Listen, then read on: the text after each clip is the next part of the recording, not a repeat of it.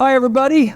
One of the questions I've been getting, and I often get, is why do you vaporize and use tobacco and herbs? And somebody recently said, I heard there's no benefits to it at all, which is, well, that's very uneducated.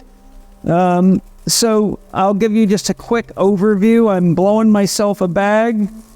First of all, it's not smoking. We call it a smoke just for ritual purposes. But this is a vaporizer, which is really very much like a hot air popcorn popper. It blows hot air through the bottom of the screen, inside which I place the herbs. You could literally take that out of there, roll it up, or put it in a pipe and smoke it. It sucks the water vapor out, and I mix it with flower essences, gem essences, special essences that carry the spirit of animals that are made by a shaman. Very powerful, by the way. Let me try this. I always say thank you to the medicine spirits. Absolutely freaking gorgeous. Now, I've got some very clean tobacco in here that's grown without any chemicals, which is step number one. If you're going to use tobacco, make sure it's organic, because tobacco, like coffee and other things that are not organic, can be highly toxic to you. Tobacco has a lot of amazing benefits. There's actually a book in my library called The Healing Benefits of Tobacco. I've probably got 4 great books on tobacco. There's an entire class of shaman called Tobacco Shaman in the Amazon who use tobacco for lots and lots of different healing procedures. Tobacco's, of course, the active ingredient is nicotine.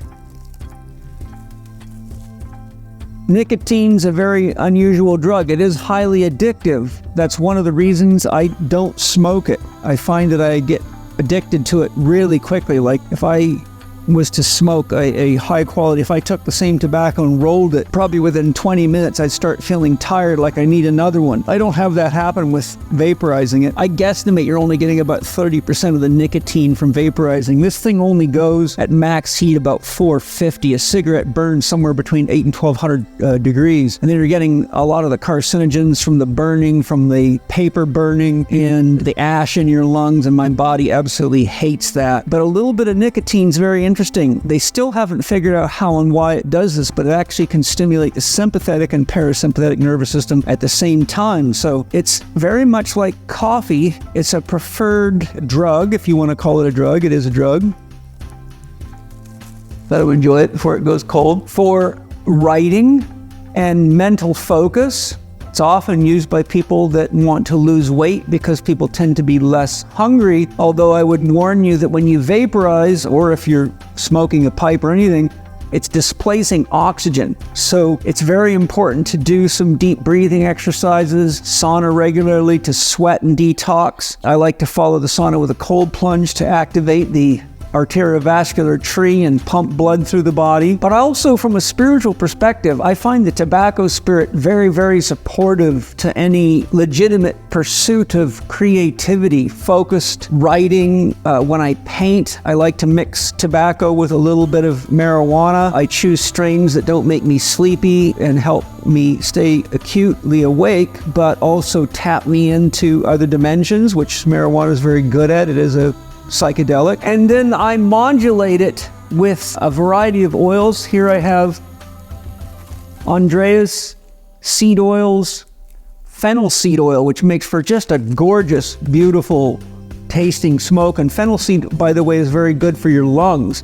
If I just use a tiny bit, I just graze the glass tip over the tobacco when I put it in the basket, and it just gives it a gorgeous flavor. I have many of Dr. Nick's essential oils from Essential Oil Wizardry, which cover a wide variety. You can see a variety of applications. I probably have 20 of them here. I probably have another 150 in that drawer right there, enough to fill the drawer.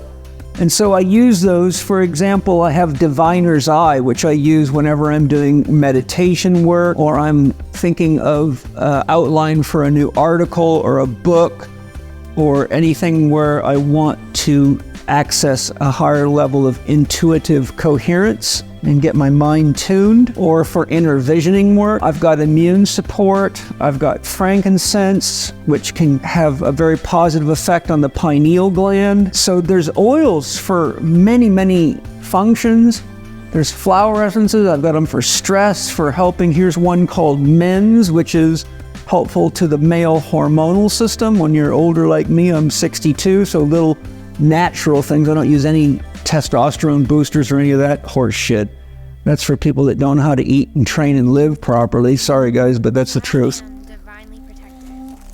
And then I've got these essences here that are, they're called animal essences, and they have also insects. This is praying mantis, which is one of my favorite ones. It's a very good one for deep spiritual work. I've got raven, which I use when I'm in meditation on, for example, if I'm editing and I'm trying to figure out how can I say something more clearly or in a less complicated way. Raven is very, very good. And then as I mentioned, I have essences for all different types of applications, from meditation to energization to emotional healing to transition, such as between the loss of a loved one or an animal. These are gem essences, which they use minerals or gemstones and infuse them in the water and sunlight. That picks up the vibration of the essence, so you can get that effect through vaporizing it. Now, the gem essences and the flower essences tend to work on the astral field, which is the part of you that gives you your mental and emotional functions, whereas the oils tend to work on the etheric field, which is the interface with your body. So they act at different vibrational levels, and of course I study all these things, and here on my counter I have probably, I would guess, at least 60 different herbal blends. A lot of these I get from grandfathersspirit.com, and they're all certified organic, so I'm only using clean stuff. Many of my friends make herbal smoke mixes. This one is Alex and Sarah Rybczynski make this. It's called Primal Farm Smoking Blends, I believe is primalfusion.com. So if you go to primalfusion.com, this one's called Breathe, which I love. It opens up the lungs. I'm using that right now. Has a nice warming effect on the body. So in essence, I use these different tools. I use the herbs and the oils and the flower essences and the tobacco. And for me, it's an ongoing experiment. It's a form of alchemy. And I love experimenting to ask questions like, okay, if I want to relax and calm myself for meditation, I let my soul guide me to the right combination of herbs, and I pay attention to, that combination tastes very good or has this effect on me. This one enhances mental clarity. This one's good for focusing the mind. This one's great for painting. It helps me hold my brush more still. You know, that some are good for sex. I have an Australian bush flower essence somewhere here called Sexuality. So I also have some Tantra smoking herbs here, which is a blend that's designed to naturally excite your libido. So the point is that I'm not a guy that anybody that follows me should know by now. I don't do stupid shit to poison my body and be like your average idiot out there. I mean, come on. This is a great way to enhance your life, but it's like anything. If you're stupid with it, it's going to have a negative effect on you, just like sex, drugs, money, sugar, anything. So, you know, I have a very healthy lifestyle. I do Tai Chi and breathing exercises. I sauna, I cold plunge, I lift weights, I lift stones, I paint, I dance, I sing, I got kids, you know, I live a full life. So my rule is, if something can enhance the way you live, go for it. But the day that it starts detracting from living and loving fully, then it's not healthy. You're doing too much, and you got to look at why you're doing that and what is it that you're really missing in your life, and nourish it at the root, or you just end up with an addiction and you become a, non-contributor to society, which we have way too many of right now.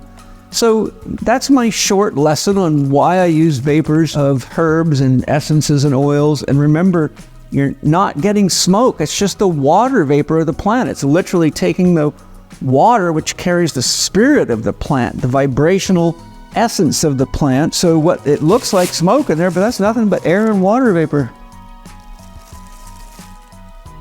And there it is, my own little private cloud. And I hope you enjoy making your own private clouds. And if you're going to do it, by the way, the Volcano Vaporizer, though it's more expensive than most, it's the Rolls Royce. I use the classic style because the extra money for the digital readout isn't worth it, and the newer versions keep shutting themselves off, so you have to reheat them all the time. These things last a long time, they do a really good job, and you get a lot better flavor and just a better extraction of the essence of the plant than a lot of the vaporizers out there. I'm not into any of these pen things full of glycerin and all sorts of shit that just makes you feel lousy. So if you're gonna do it right, or why bother? And now you have some tips as to why I do it, and hopefully I will stop getting people sending me questions or comments saying, why do you do stuff like that? It's bad for your body. If you don't know what you're talking about, zip it. When you do know what you're talking about, share your love. Thanks for joining me today. Aho.